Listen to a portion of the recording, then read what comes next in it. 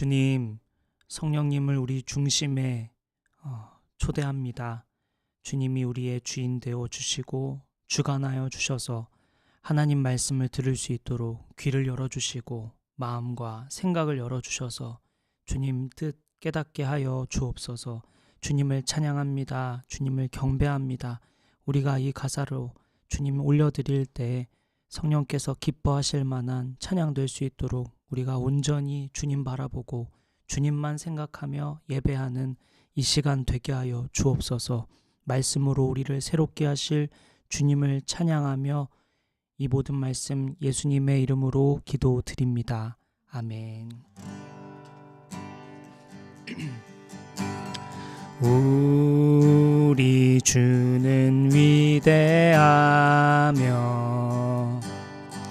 능력이 많으시도다. 그의 지혜 무궁하며 인자는 영원하도다. 우리 주는 위대하며 우리 주는 위대하며 능력이 많으시도다. 그의 지혜 무궁하며 인자는 영원하도다.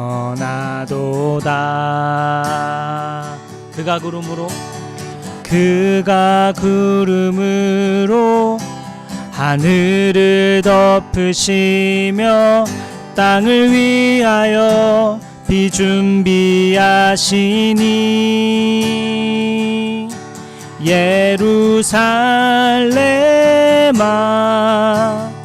여호와를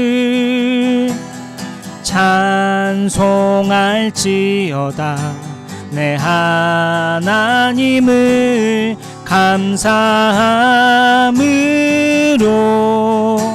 그 앞에 나가며 주 임재 앞에 경배. 예루살렘아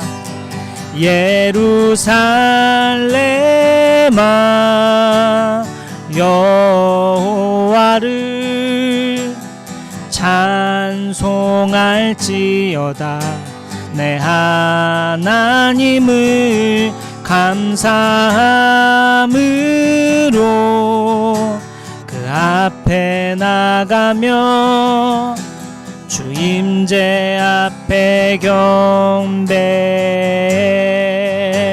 우리 주는 위대하며 우리 주는 위대하며 능력이 많으시도다. 그의 지혜 무궁하며 인자는 영원하도다. 상한 자들 고치시며 상한 자들 고치시며 상처를 싸매시도다. 별들의 수를 세시며 이름을 붙이셨도다.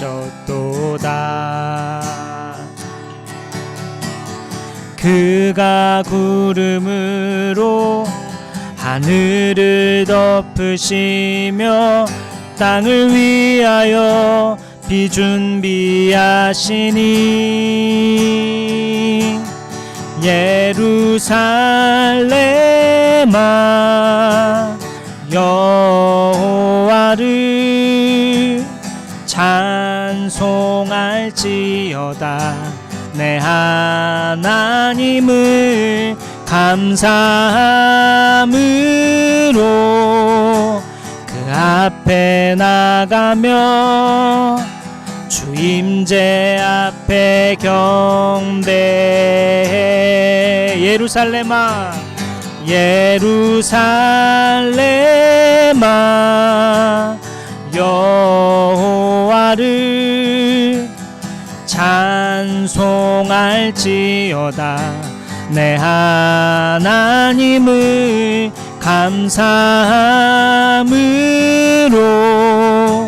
그 앞에 나가며 주 임재 앞에 경배해. 예루살렘아 예루살렘아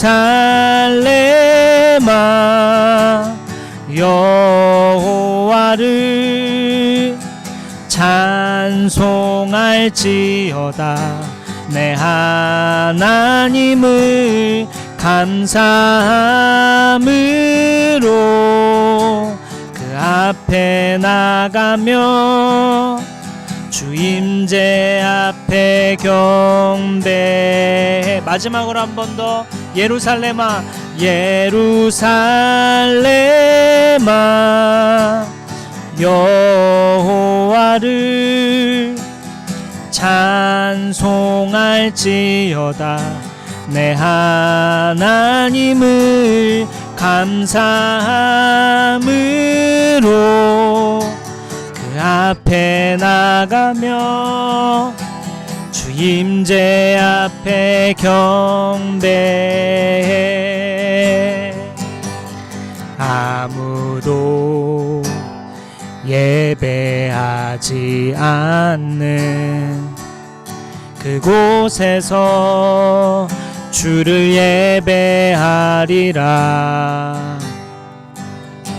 아무도 찬양하지 않는 그곳에서 나 주를 찬양하리라.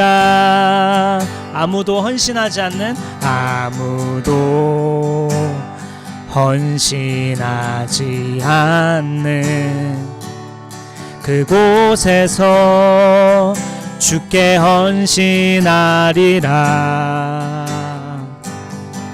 누구도 증거하지 않는 그곳에서 나 주를 증거하리라. 내가 밟는 모든 땅, 내가 밟는 모든 땅 주를 예배하게 하소서. 주의 보혈로 덮어지게 하소서. 내가 선이 곧 주의 거룩한 곳 되게 하소서. 주의 향기로 물들이소서. 내가 밟는 모든 땅, 내가 밟는 모든 땅 주를 예배하게 하소서. 주의 보혈로 덮어지게 하소서. 내가 선이 곧 주의 거룩한 곳 되게 하소서. 주의 향기로 물들이소서.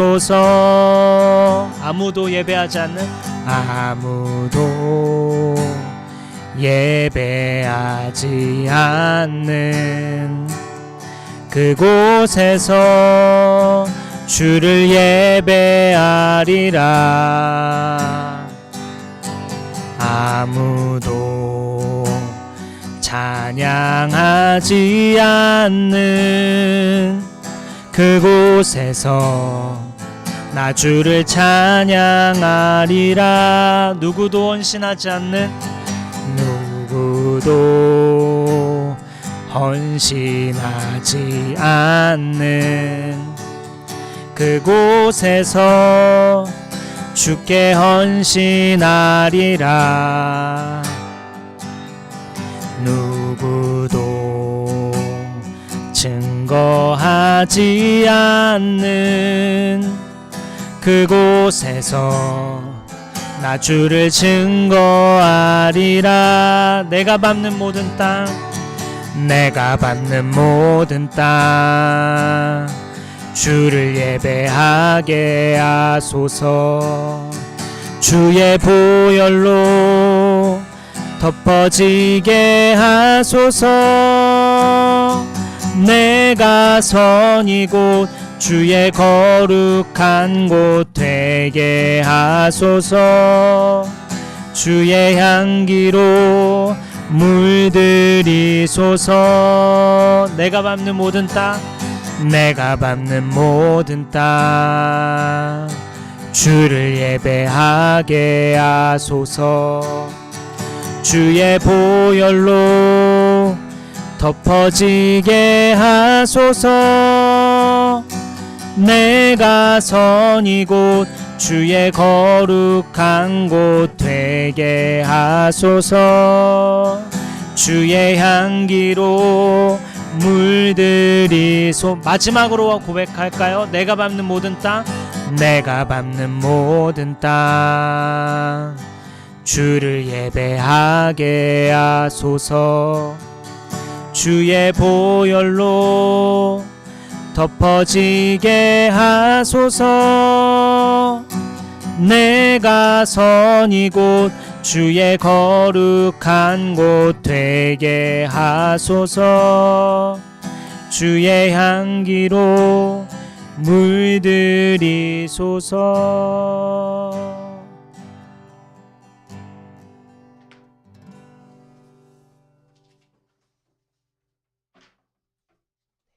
사돈신경을 함께 주보를 참조해서요.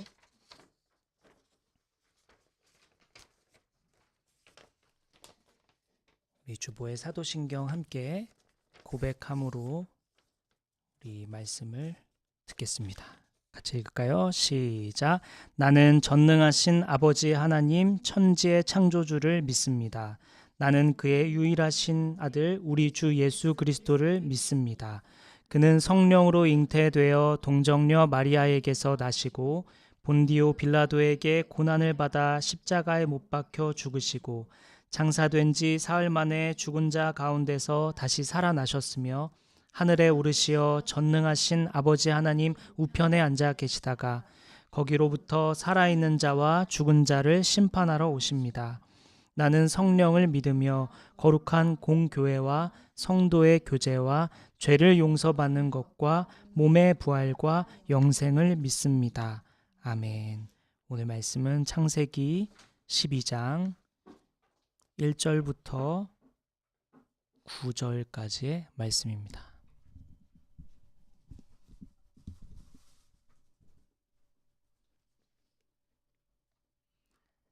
창세기 12장 1절부터 9절까지의 말씀입니다.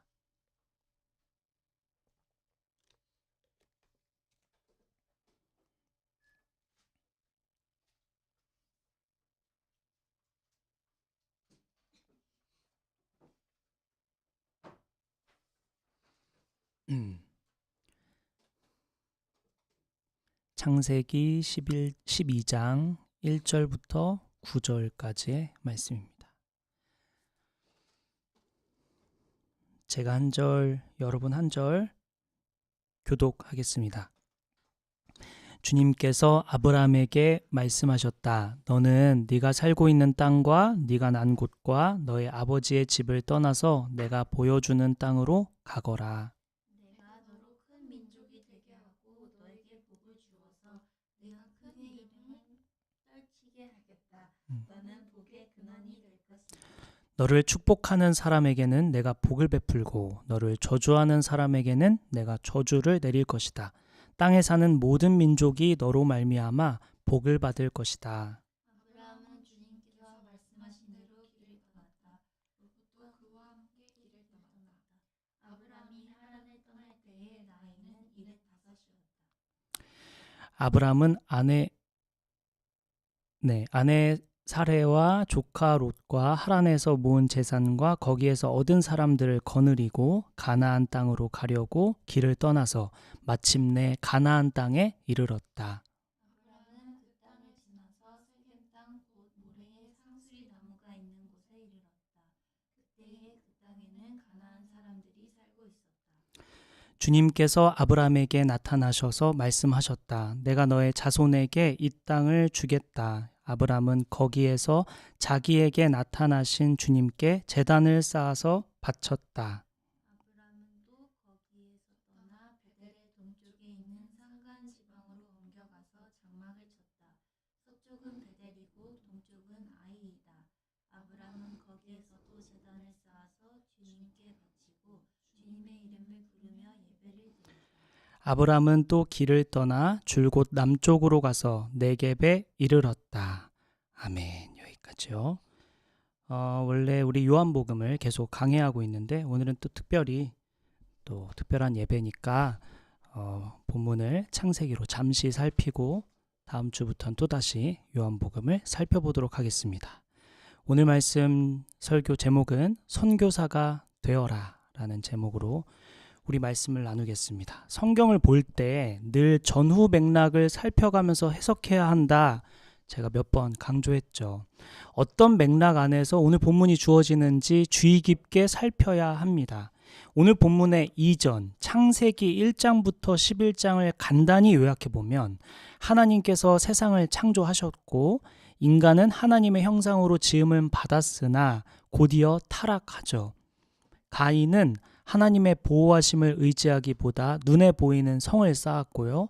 라멕은 폭력을 정당화합니다. 노아 시대의 세상 사람들은 그 마음의 생각의 모든 계획이 항상 악할 뿐인 상태에 이르게 됩니다. 그래서 홍수 심판이 있었는데도 인간은 근본적으로 달라지지 않았습니다. 창세기 11장을 보면 오늘 본문의 그 전장인 11장을 보면 바벨탑 사건이 있었는데요.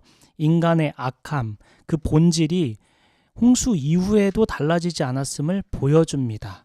그런데도 하나님 포기하지 않으시고 하나님은 다시 이제는 한 사람을 택하셔서 그 한 사람을 통해 하나님의 서사를 만들어 가시려고 합니다. 그것이 아브라함이죠. 이전에는 모든 이들을 향해 하나님을 믿는 자들에게 약속을 주셨다면 지금은 한 사람을 통해서 서사를 만들어가기로 결정하십니다. 그 시작이 바로 아브라함이죠.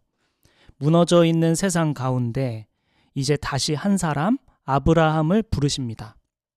우리는 이 아브라함의 삶을 통해 선교사의 삶이란 무엇일까? 선교사가 된다는 것이 무엇인지 살펴보려고 합니다. 우리 교회는 몇 번 제가 얘기했지만 4년간 교제하는 데 힘썼죠. 서로 잘 모르는 상태였고 서로의 언어와 문화를 이해하는 데 시간이 필요했습니다. 저는 한 2, 3년이면 될 거라고 생각했는데 예상했는데 4년이 흘렀어요. 이제 예수 믿는 교회가 세워진 목적, 예수 믿는 교회가 가고자 하는 방향을 가르치고 나눌 때가 된 것 같아서 이제 제가 얘기합니다. 예수 믿는 교회의 존재 목적은 선교사, 모든 교인들이 저를 포함해서 선교사가 되는 것입니다. 자, 각자의 자리에서 선교사적 삶을 살아가는 것, 선교사답게 사는 것, 그것이 우리 교회가 존재하는 목적입니다. 하나님께서 세상을 향해 이루시길 원하시는 뜻, 하나님의 뜻을 이루어 드리는 삶, 그것이 선교사의 삶이죠. 이제 우리는 선교사답게 살아가기 위해 교회에서 지혜를 모을 것이고 훈련을 할 예정입니다. 지난주에 나눔 시간에 교회가 무엇인지, 그리스도인이 된다는 것이 무엇인지, 선교사와 어떻게 연관이 되고 있고 연결되는지 나눴는데 오늘도 그리고 다음 주도 계속해서 이 얘기를 하고자 합니다. 자, 오늘 선교사적 삶, 선교사가 된다는 것이 무엇인지 오늘 본문을 통해 함께 살펴보죠. 선교사는 첫째, 행함이 있어야 한다. 선교사는 어떤 사람이냐? 첫째, 행함이 있는 사람이다. 선교사는 행함이 있어야 한다라는 것입니다. 오늘 본문 1절을 함께 보겠습니다. 오늘 본문 1절 함께 읽을까요? 시작. 아브라함에게 말씀하셨다. 너는 네가 살고 있는 땅과 네가 난 곳과 너의 아버지의 집을 떠나서 내가 보여주는 땅으로 가거라.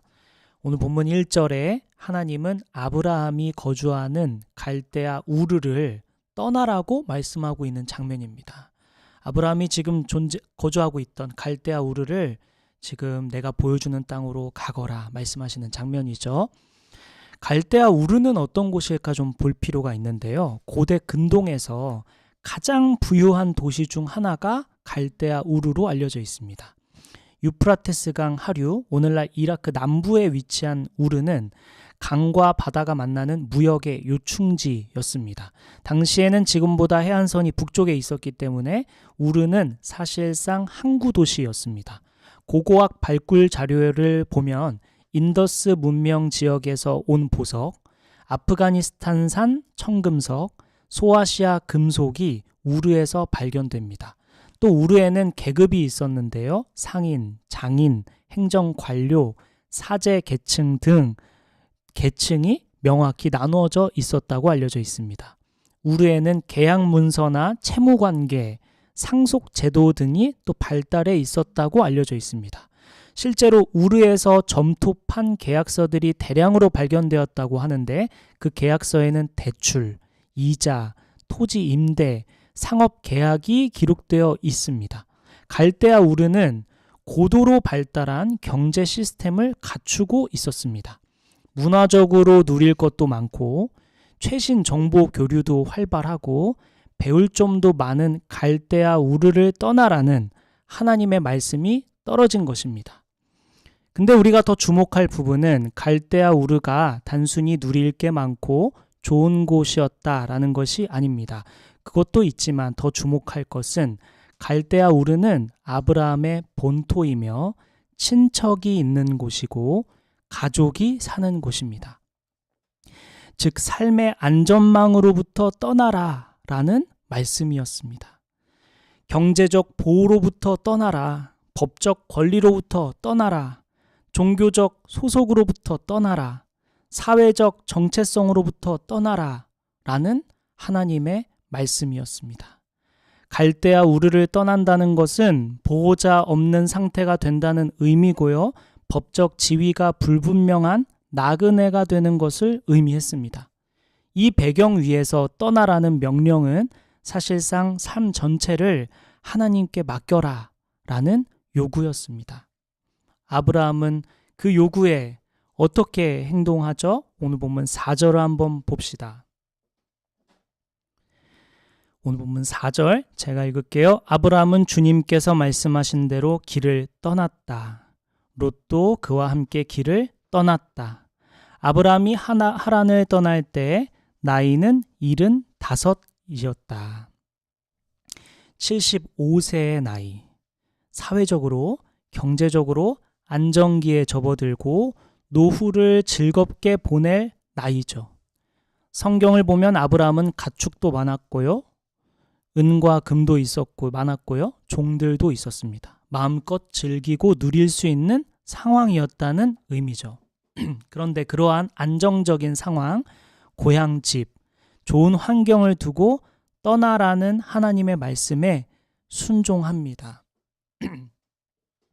선교사는 어떤 사람일까? 첫째는 행함이 있는 사람이라고 했습니다. 신앙생활은 말로 하는 게 아니죠. 우리가 흔히 생각하는 해외 선교사를 떠올려 봅시다. 선교를 말로 하는 사람이 어디 있나요? 자신의 집을 내어주기도 하고요. 먹을 것을 공급하고요. 자신이 가진 지식을 가르치고요. 또 그들과 함께 섞이고 어울리며 복음을 전합니다. 선교사는 행하는 사람이죠. 하나님의 말씀을 행하는 사람. 용서하라 하셨으니 용서하는 거고요. 사랑하라 하셨으니 사랑하는 겁니다. 허용하라 하셨으니 허용하는 거고요. 섬기라 하셨으니 섬기는 것입니다. 우리 오늘 파송하는 한 소리에 떠나는 마음은 어떨까? 새로운 곳에 대한 기대감, 설레는 마음도 있겠지만 우리 함께했던 시간들, 안정적인 상태로부터 떠나는 거죠. 순종하는 마음으로 새로운 공동체를 찾아 떠납니다. 움직임. 선교사는 움직여야 합니다. 순종하는 마음으로 안전한 자리로부터 떠나 하나님의 뜻대로 행하는 사람. 이것이 바로 선교사의 삶이죠.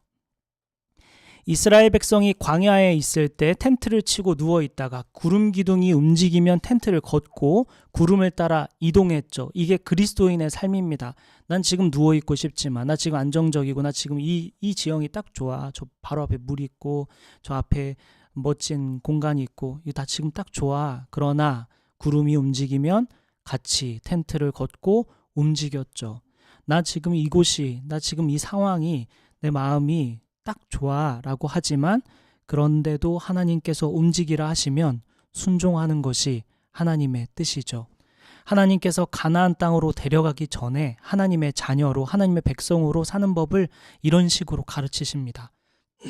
잘 정착하더라도 만약 내가 이동하라 하면, 내가 움직이라 하면, 내가 행하라고 하면 당장 행할 수 있어야 한다는 것을 이 광야에서 배우고 몸으로 체득했죠.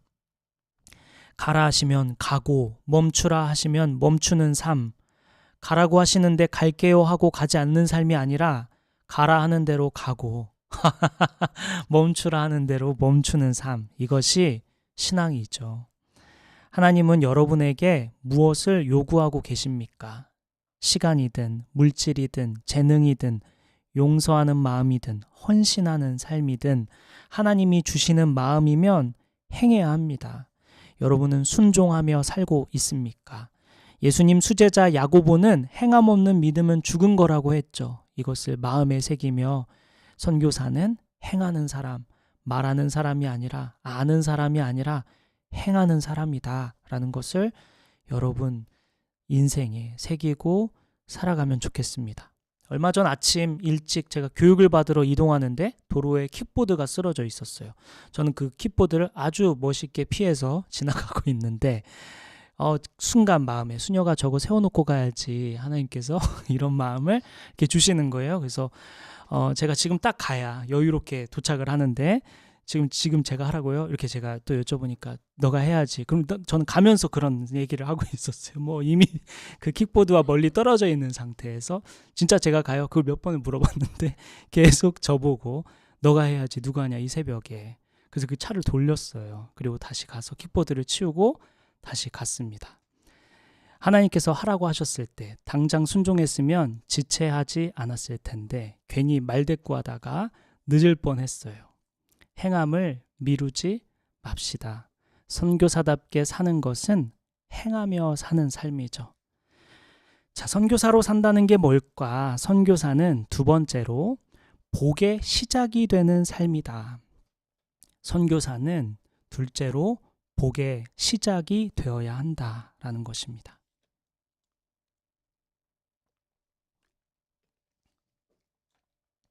본문 2절과 3절 교독하겠습니다. 제가 먼저 읽을게요. 내가 너로 큰 민족이 되게 하고 너에게 복을 주어서 네가 크게 이름을 떨치게 하겠다. 너는 복의 근원이 될 것이다. 너를 쫓아가는 사람에게는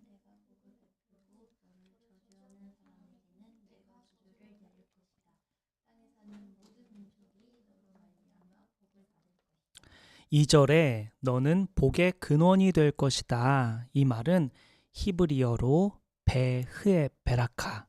이게 명령형입니다. 너가 복 그 자체가 되라. 너가 가는 곳이 너 때문에 복을 받게 해라 라는 의미입니다.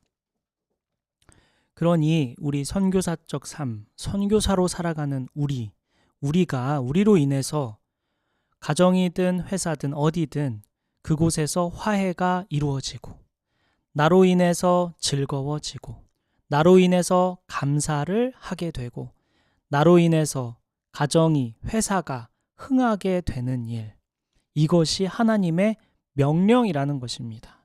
복이 나로부터 시작되게 하라는 의미입니다.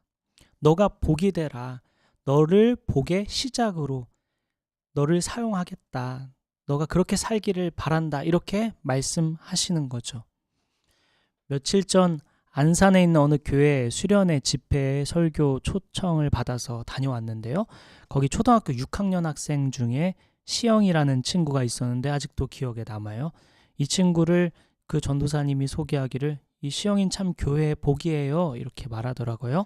교회에서 하는 프로그램마다 계속 와 재밌겠다, 전혀 재밌어 보이지 않는 것도 계속 재밌겠다, 우리 같이 해보자 이렇게 하면서 자신뿐 아니라 이거 뭐 스스로 이렇게 최면을 건 건지 모르겠지만 주변 사람들을 막 독려하면서 교회 분위기를 막 긍정적으로 만들어주는 아주 복이라고 소개하더라고요. 제가 설교를 하고 있는데 시영이가 눈에 막 띄더라고요. 초등학생이 막 집중력이 막 떨어지잖아요. 그런데 막 설교 듣다가 주변 사람들 막 딴짓하는 거 보면 야 집중해 막 이렇게 하고 막 그 어린아이가 참 귀엽고 좀 따뜻한 마음이 들었어요. 그 짧은 순간 시영이가 어떤 존재인지 알 수 있었습니다. 여러분은 예수 믿는 교회에서 어떤 사람입니까? 복의 시작이 되게 하고 있으십니까? 지금까지 제가 본 한소리는 복의 시작이었습니다. 한소리가 기억할지 모르겠는데 그런 얘기를 저한테 한 적이 있어요. 목사님, 저희를 위해 기도해 주시는 거 저 알고 있어요. 이렇게. 저는 그 말이 이렇게 들렸어요. 목사님, 애쓰고 계신 거 잘 알아요. 감사해요. 힘내세요. 한소리는 제 편이 되어 주었고 힘이 되어 주었죠. 나의 마음을 헤아려 주는 복의 시작이 한소리였습니다. 다른 공동체에서도 한소리는 복의 시작이 될 줄 믿습니다.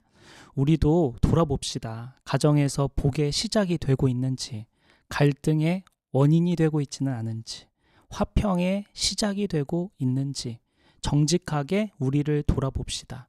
직장에서도 나로 인해 직장 동료가 또 직장이 흥하고 있는지, 복을 누리고 있는지 우리 자신을 정직하게 돌아보면 좋겠습니다. 오늘 보면 3절을 오해하면 심리학 용어로 웅대한 자기가 될지도 모릅니다. 과대평가된 자기상을 만들어낼지도 모릅니다. 나 자신이 너무 특별해서 나에게 긍정적인 사람은 긍정적인 일이 일어날 거야.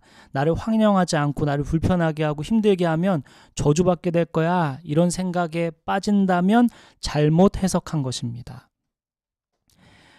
3절 말씀은 하나님께서 오직 아브라함만, 오직 믿는 자만 보호하고 지키시겠다는 약속이 아니죠. 아브라함을 통해 세계 질서를 재편하시겠다는 선언입니다. 아브라함에게 주시는 복, 아브라함을 통해서 일어나는 복, 아브라함을 통해서 일어나는 저주들을 통해 질서를 재편하시겠다는 선언이지 아브라함만 축복하고 아브라함만 흥하게 하겠다는 의미가 아니라는 거죠. 오늘 본문 이전의 창세기는 어떤 내용인지 나눴어요. 세상은 타락했고 송수 심판 이후에도 똑같았습니다. 그래서 아브라함을 통해 질서를 재편하시겠다라는 선언입니다. 하나님의 뜻이 무엇인지 아브라함의 삶을 통해 나타내시겠다는 의미죠. 아브라함의 삶을 보면 하나님의 뜻이 무엇인지 알 수 있게 만드시겠다는 의미입니다. 그래서 아브라함이 통로가 되어야 한다는 의미예요. 그 말이 바로 3절에 땅의 모든 족속이 너로 말미암아 복을 얻을 것이다. 하나님이 아브라함을 매개로 복을 주시겠다라는 의미입니다. 아브라함을 복의 통로로 쓰시겠다는 의미입니다. 복의 시작이자 통로, 이것이 선교사의 삶이죠. 나로 인해 진정으로 누군가가 복을 받게 되고 기쁨을 누리게 되고 행복하게 되는 것, 나로 인해 누군가가 화해하게 되는 것, 나로 인해 예수 그리스도를 알게 되는 것, 나를 통해 하나님의 복을 받게 하는 것, 그것이 선교사의 삶이죠. 선교사는 첫째 행함이 있어야 하고 둘째 복의 시작이 되어야 한다고 했어요. 마지막 셋째 짧게 살펴보고 마치죠. 마지막 셋째, 선교사는 언제 어디서나 예배하는 사람이다 입니다. 라는 것입니다. 선교사는 선교사적 삶을 산다는 것은 언제 어디서나 예배하는 삶, 언제든 어디에서든 어느 상황에서든 예배하는 사람. 오늘 본문 7절부터 8절 또 교독해 볼까요? 제가 한 절, 여러 한 절 읽을게요. 주님께서 아브라함에게 나타나셔서 말씀하셨다. 내가 너의 자손에게 이 땅을 주겠다. 아브라함은 거기에서 자기에게 나타나신 주님께 제단을 쌓아서 바쳤다. 또 거기에서 떠나 베델의 동쪽에 있는 한간 지방으로. 서쪽은 베델이고 동쪽은 아이이다. 아브라함은 거기서도 제단을 쌓아서 주님께 바치고 주님의 이름을 부르며 예배를 드렸다. 본문 7절과 8절에 보면 아브라함이 가나안 땅에 들어가 반복해서 행하는 중요한 장면이 있죠.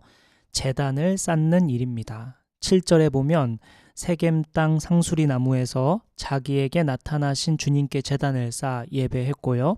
8절에서도 베델 동쪽 산간 지방으로 옮겨서도 제단을 쌓아 예배를 드렸습니다. 이것이 선교사의 삶이죠. 선교사는 가는 곳마다 어디서든 예배 처소를 만들고 하나님과 소통의 창구를 만들었습니다. 하나님을 만나는 곳을 어디에 있든지 만들었죠. 오늘 본문 6절 하반절에 보면은 가나안에 사람들이 이미 살고 있었다 이렇게 얘기하고 있어요. 아브라함이 지금 빈 땅에 들어가는 것이 아니에요. 이미 주인들이 있었고 아브라함은 가나안 사람에게 낯선 사람일 것입니다. 그러니 땅에 들어오는 아브라함을 당시 원주민들은 경계하고 있었겠죠. 그런데 아브라함은 그 위험할 수 있는 땅 한복판에서 가장 먼저 집을 짓거나 방어할 만한 요새를 만든 게 아니라 가장 먼저 제단을 쌓습니다. 어디에 있든 어떤 상황에서도 먼저는 하나님을 예배하기로 결정하는 삶, 이것이 선교사의 삶이죠. 예를 들어 우리가 지하철에서 어느 구석에 어느 자리에 앉아서 핸드폰 하기 좋지, 어디 서 있는 게 안전하겠다, 여기가 책 읽기 좋겠네, 거기서 책을 펴거나 핸드폰을 보죠. 버스에서도 마찬가지고요. 직장에서도 잠시 쉴 수 있는 곳, 여기 괜찮겠다 찾고는 자주 이용하곤 하죠. 우리는 우리가 다니는 곳, 그곳에 예배 처소를 삼을 생각을 해보면 좋겠습니다. 직장에서 내가 예배할 만한 장소, 시간을 생각해 보고요. 또 장소를 찾아보면 좋겠습니다. 가정에서도 어디서나 마찬가지입니다. 지나가는 길 가운데서도 차 안에서도 내가 밟는 곳이 예배 처소가 될 수 있도록 하는 것, 이것이 선교사의 삶이죠. 먼저는 내가 하나님 안에서 흔들리지 않는 하나님과의 예배 장소, 하나님을 만나는 장소를 확보하는 것이 선교사의 삶입니다.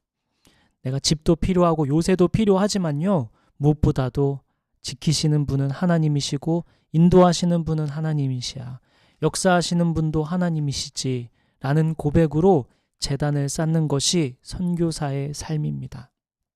그러니 직장이든 가정이든 어디든 길거리에서든 어디서든 내가 자주 지나가는 그곳에 예배의 처소, 예배의 장소, 예배의 공간이 되게 삼는 여러분 되었으면 좋겠습니다. 특별히 8절 끝에 주님의 이름을 부르며 예배를 드렸다라는 표현을 잠시 주목하고 마칠 텐데요. 히브리어로 보면 카라 베셈, 야훼인데 조용히 기도했다는 의미가 아닙니다. 공적으로 선포한다라는 의미가 강한 표현인데요. 아브라함은 우상 숭배가 가득한 가나안 사람들 앞에서 내가 믿는 하나님이 진짜 하나님이다 라고 공개적으로 예배하며 하나님의 통치를 선포한 것입니다. 예수 믿는 교회 성도 여러분, 우리는 모두 각자의 선교지로 매일 파송받는 사람들입니다. 우리의 직장이, 우리의 가정이 가나안입니다. 그곳에서 우리는 무엇을 쌓고 있습니까? 나를 보호해 줄 성을 쌓고 있습니까? 아니면 제단을 쌓고 있습니까? 그리고 하나님을 공적으로 선포하고 있습니까? 나의 개인 경건과 거룩함을 위해서만 제단을 쌓는 게 아니죠. 공적인 선포가 포함되는 예배여야 합니다. 우리는 일상 중에 가정과 회사에서 어떻게 하나님을 선포하면 좋을까 잠깐만 살펴보고 마칠 텐데 성경 하나 찾아보죠. 데살로니가전서 5장 16절부터 18절까지의 말씀입니다. 아주 유명한 말씀이죠. 데살로니가전서 5장 16절부터 18절까지의 말씀입니다. 아주 짧은 구절이니까 외우시고 다니면 좋겠어요. 이미 잘 외운 사람도 있겠지만요. 교독하겠습니다. 16, 17, 18절부터 항상 기뻐하십시오. 모든 일에 감사하십시오. 이것이 그리스도 예수 안에서 여러분에게 바라시는 하나님의 뜻입니다. 우리가 가정과 직장에서 항상 기뻐하는 삶으로 공적인 예배를 드리는 것이죠. 하나님과 예배할 처소를 마련했어요. 그곳에서 주님과 교제하고 또 뿐만 아니라 아브라함은 공적으로 내가 믿는 하나님이 진짜 하나님이다 라는 예배 고백을 했다고 했는데 우리는 현실, 우리의 삶에서 현대의 삶에서 어떻게 공적으로 예배할 수 있을까? 어떻게 주님을 예배하며 주님을 드러낼 수 있을까? 바로 첫 번째, 항상 기뻐하는 삶, 또 끊임없이 기도하는 삶, 그리고 감사하는 삶으로 주님께 예배하며 공적인 선포가 가능하죠. 이것이 또한 하나님의 뜻이라고 분명하게 말씀하고 계십니다. 우리 가정에서, 직장에서 기뻐할 줄 알고 또 기도로 하나님을 의지하며 어떤 상황에도 감사하는 삶, 이것이 우리가 공적으로 선포할 예배입니다. 어떤 상황에서도 기뻐할 이유를 찾아봅시다. 그러면 기뻐할 이유를 발견할 수 있죠. 어떤 상황에서도 기도하고 또 어떤 상황에서도 감사할 이유를 찾아봅시다. 분명 감사할 이유를 찾을 수 있습니다. 그리고 이 모습을 공적으로 보이며 선포하며 나아가는 것이 우리 선교사의 삶이죠. 오늘은 아브라함 삶을 통해 선교사로 산다는 게 무엇일까? 행함이 있고 복의 시작이 되며 언제 어디서나 예배하고 주님을 전하는 삶이라고 했습니다. 우리 이번 주 한 주 그리고 우리 2주 뒤에 볼 텐데요. 그동안 우리가 선교사적 삶을 살기 위해 어떤 결단을 할지 기도하면서 하나님, 제가 이번 주, 그 다음 주 어떻게 살기를 원하십니까? 주님께 구하고 기도하며 나아가면 좋겠습니다. 기도하겠습니다.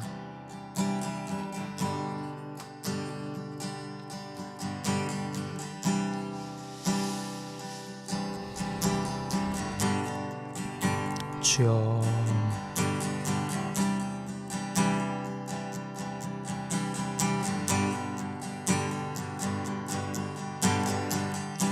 주여, 우리를 부르신 그 자리로 주입니다.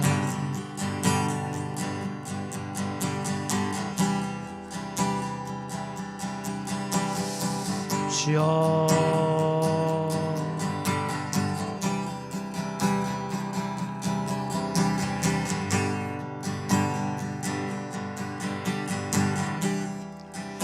주여,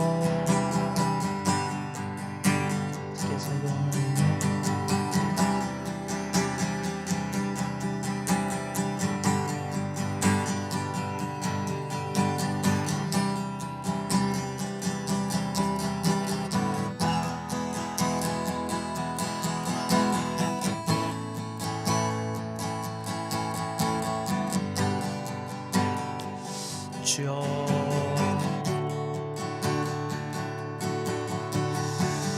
주여,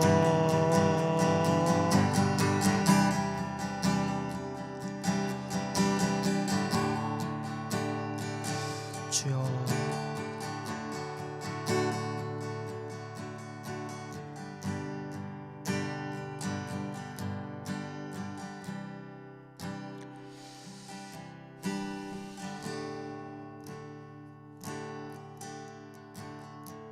우리 마지막으로 기도할 때 우리는 개인 기도 제목으로 나아가지만 또 동시에 여러분 가정을 위해서 또 여러분이 거하는 직장을 위해서 특별히 좀 더 기도하면 좋겠습니다. 하나님께서 우리를 그 가정과 또 그 사회로 보내셨는데 아버지, 그곳에서 제가 무엇 하기를 원하십니까? 어떻게 나아가기 원하십니까? 지혜를 주시고 함께하여 주시고 제가 복의 시작이 되길 원합니다. 그러한 마음으로 기도하고 특별히 가정과 사회를 위해 기도할 때 생각나는 사람들이 있다면 더더욱 이름을 불러가며 축복하고 은혜를 내려달라고 함께 기도하고 마치면 좋겠습니다. 기도하겠습니다. 주여,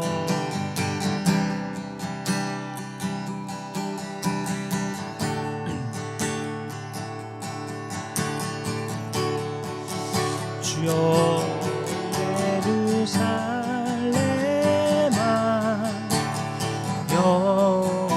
여호와를 찬송할지어다.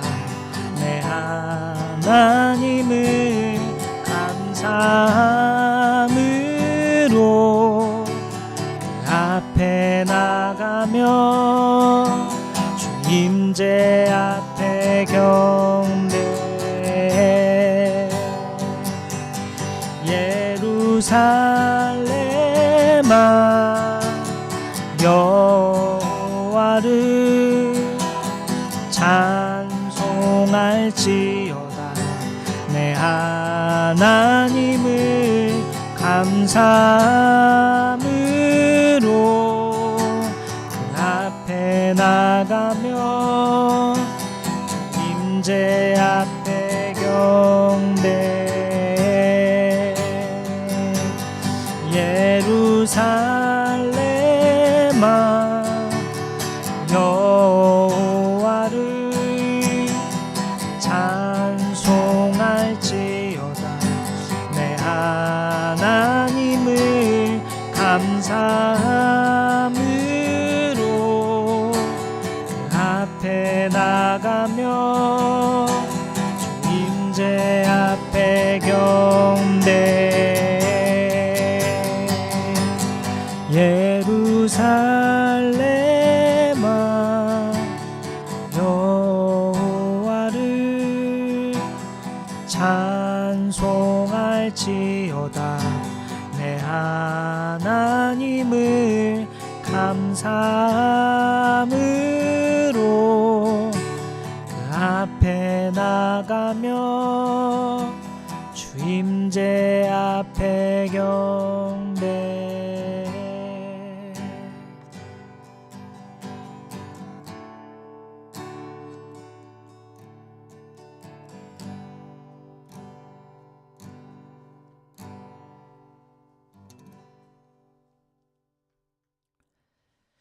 왕이신 하나님, 살아계신 하나님, 오늘 우리가 주님 앞에서 말씀을 받았습니다.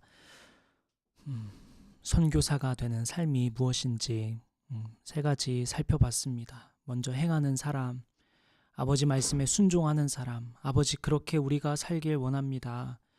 주님이 뜻이라면 우리가 지체 없이 바로 순종하며 나아가는 삶을 살고자 합니다. 성령께서 주장하여 주셔서 성령의 감동 따라 우리가 나아가는 우리 모두 되게 하여 주시고, 또 선교사는 복의 시작이라고 말씀하셨던 것처럼 주님, 우리가 어디에 있든 우리가 복의 시작이 되도록, 우리로 인해 누군가가 화해하고 흥하는 삶을 살 수 있도록 주님 축복하여 주시고 인도하여 주옵소서.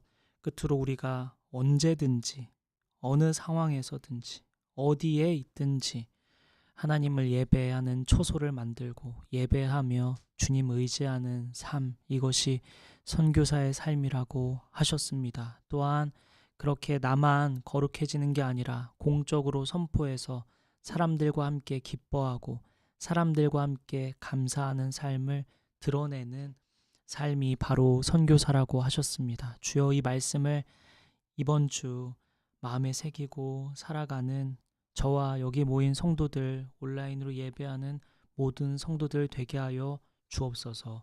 이 모든 말씀 우리의 길이요 진리요 생명이신, 우리를 위하여 죽으시고 다시 사신, 우리를 사랑하시는 예수님의 이름으로 기도드립니다. 아멘. 축도하겠습니다. 이제는 우리 주 예수 그리스도의 은혜와 하나님의 크신 사랑과 성령님의 감화 감동 교통 역사하심이 한 주 동안 선교사적 삶, 선교사답게 살기로 결단하는 저와 여기 모인 성도들과 온라인으로 예배하는 모든 성도들 머리 위에 지금부터 영원까지 함께 해주시기를 간절히 기도하며 축원하옵나이다. 아멘.